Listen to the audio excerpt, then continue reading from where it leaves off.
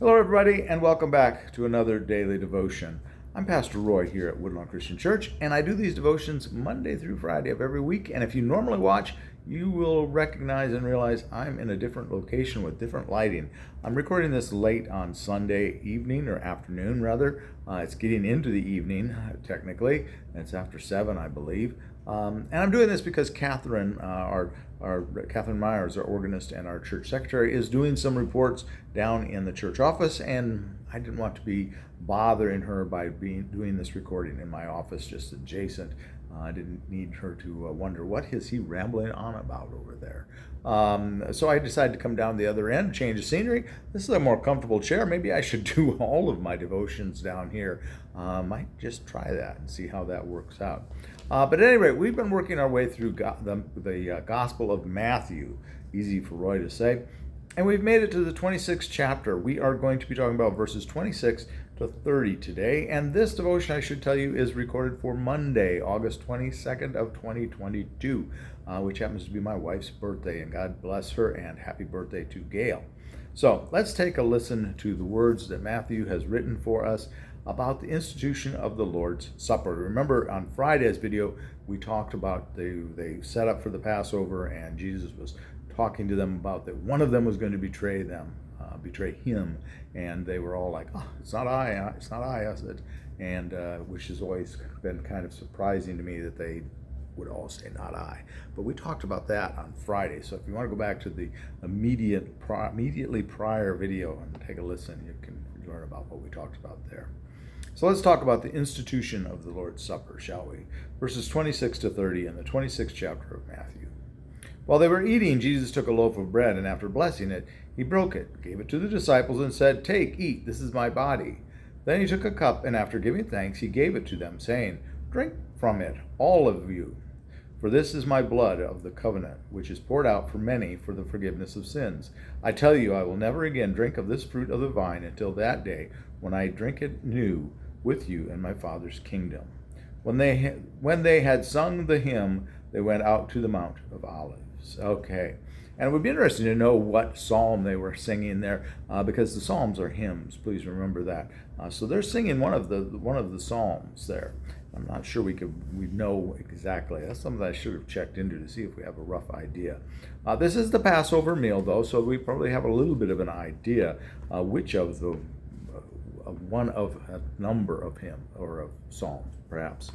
But anyway, that's really not part of what I wanted to talk about tonight. Here we are, Jesus is breaking the bread. He's instituting the Lord's Supper, something that we have celebrated since that time. Immortal, it's part of becoming a part of the body and the blood of Christ. For some denominations, they believe it literally becomes the blood and body. We, as more of the mainline Protestant movement, we believe that it becomes a symbol. It is a symbol of the body and the blood, and we do this in a remembrance. In fact, the communion table says it in remembrance on the front of the communion table, in many churches, ours included. And it is something that we take very seriously here. We are traditionally Disciples of Christ Church, and now American Baptists that merged with us in 2017. The Baptists have graciously embraced doing a weekly communion. That's something that disciples are part of the Stone Campbell movement, even the Heritage Movement churches and the unaffiliated Christian churches. Most all of them, I believe, still do a weekly communion. I've always liked that. In another lifetime, I belonged to a Lutheran church at one point in time, which ironically, that was prior to the ELCA days. That Lutheran church did a weekly communion. I always thought it was kind of cool. So I enjoy, of course, Lutherans have a different understanding of what's going on with the elements, and I'm not going to get into that. You might want to research that. The Missouri Synod and some of the others have different ideas even than the other Lutherans. It gets complicated. But here, Jesus is telling us that we've been becoming part of this bigger thing. He is sharing with us this meal, and we know that traditionally in the early church, when they gathered together for fellowship, they would have a common meal. And what they had for communion, for their communion, would have been more of a true meal, and not like what we do with these little teeny wafers and a little dribble of juice or wine. If you go to a church that has actual wine, that's cool.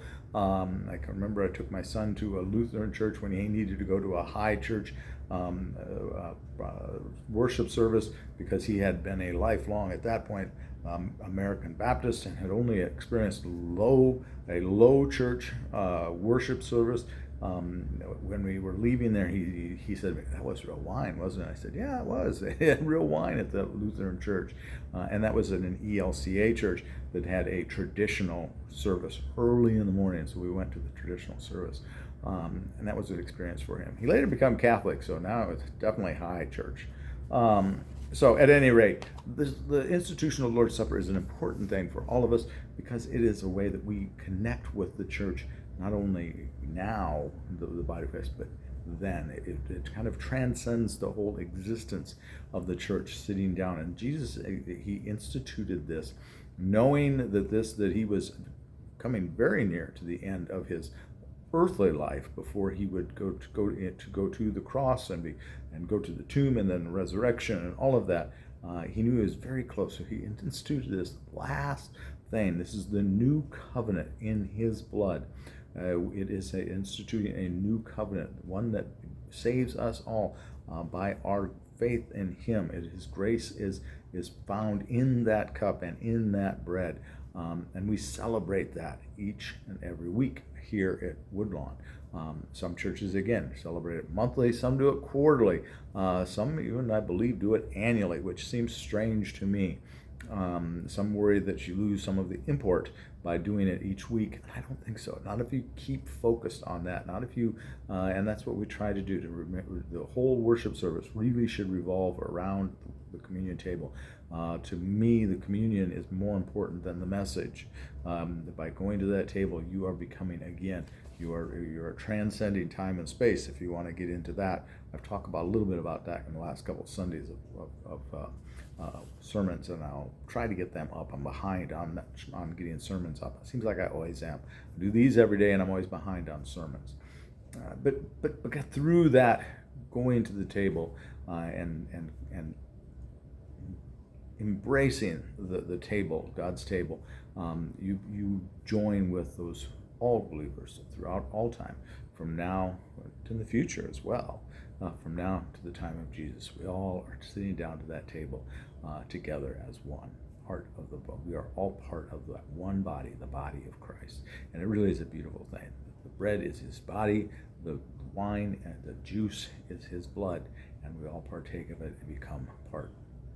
Celebrate being part, not becoming part, but we celebrate being part of it. So I think that's what I've got for you tonight. This has gone on about long enough, and it is getting late. You can probably see that it's starting to get a little darker outside. So with that, have a very blessed night, a blessed morning, whatever it is, where you're watching, when you're watching this.